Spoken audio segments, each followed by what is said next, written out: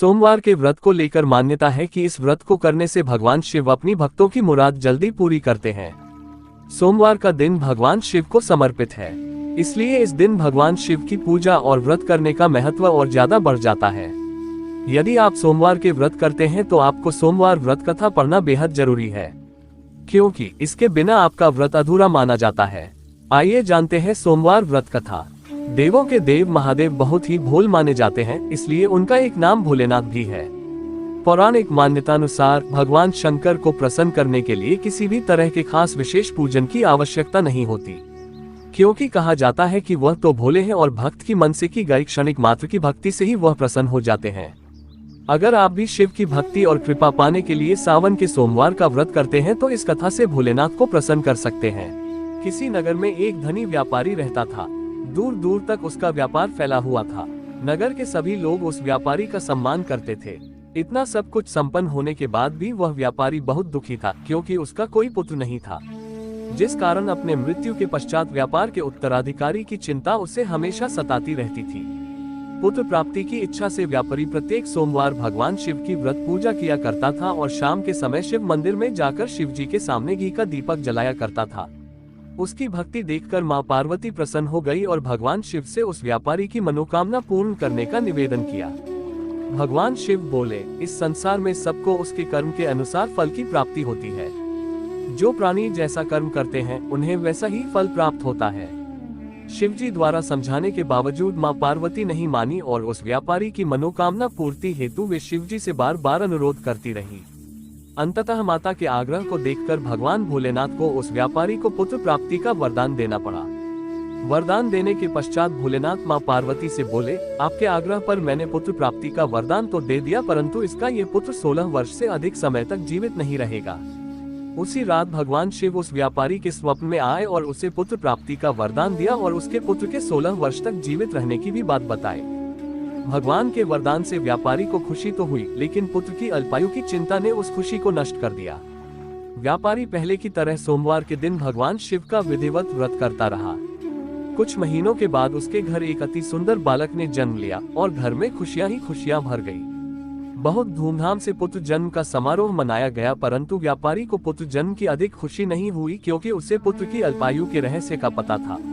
जब पुत्र 12 वर्ष का हुआ तो व्यापारी ने उसे उसके मामा के साथ पढ़ने के लिए वाराणसी भेज दिया। लड़का अपने मामा के साथ शिक्षा प्राप्ति हेतु चल दिया। रास्ते में जहाँ भी मामा भांजे विश्राम हेतु रुकते, वहीं यज्ञ करते और ब्राह्मणों को भोजन कराते। लंबी यात्रा के बाद मामा भांजे एक नगर में पहुँचे। उस दिन नगर के राजा की कन्या का विवाह था, जिस कारण पूरे नगर को सजाया गया था। निश्चित समय पर बारात आ गई, लेकिन वर का पिता अपने बेटे के एक आंख से काने होने के कारण बहुत चिंतित था। उसे भय था कि इस बात का पता चलने पर कहीं राजा विवाह से इनकार न कर दे, इससे उसकी बदनामी भी होगी। जब वर के पिता ने व्यापारी के पुत्र को देखा तो उसके मस्तिष्क में एक विचार आया। उसने सोचा, क्यों न इस लड़के को दूल्हा बनाकर राजकुमारी से विवाह करा दूं। विवाह के बाद इसको धन देकर विदा कर दूंगा और राजकुमारी को अपने नगर ले जाऊंगा। वर के पिता ने लड़के के मामा से इस संबंध में बात की। मामा ने धन मिलने के लालच में वर के पिता की बात स्वीकार कर ली। लड़के को दूल्हे का वस्त्र पहनाकर राजकुमारी से विवाह कर दिया गया। राजा ने बहुत सारा धन देकर राजकुमारी को विदा किया। शादी के बाद लड़का जब राजकुमारी से साथ लौट रहा था तो वह सच नहीं छिपा सका और उसने राजकुमारी के ओढ़नी पर लिख दिया, राजकुमारी, तुम्हारा विवाह मेरे साथ हुआ था। मैं तो वाराणसी पढ़ने के लिए जा रहा हूँ और अब तुम्हें जिस नवयुवक की पत्नी बनना पड़ेगा वह कान्हा है। जब राजकुमारी ने अपनी ओढ़नी पर लिखा हुआ पढ़ा तो उसने कान्हे लड़के के साथ जाने से इनकार कर दिया। राजा को जब यह सब बातें पता लगी तो उसने राजकुमारी को महल में ही रख लिया। उधर लड़का अपने मामा के साथ वाराणसी पहुंच गया और गुरुकुल में पढ़ना शुरू कर दिया। जब उसकी आयु 16 वर्ष की हुई तो उसने यज्ञ किया। यज्ञ के समाप्ति पर ब्राह्मणों को भोजन कराया और खूब अन्न वस्त्र दान किए। रात को वह अपने शयन कक्ष में सो गया। शिव के वरदान के अनुसार शयनावस्था में ही उसके प्राण पखेरु उड़ गए। सूर्योदय पर मामा मृत भांजे को देखकर रोने पीटने लगा। आसपास के लोग भी एकत्र होकर दुख प्रकट करने लगे।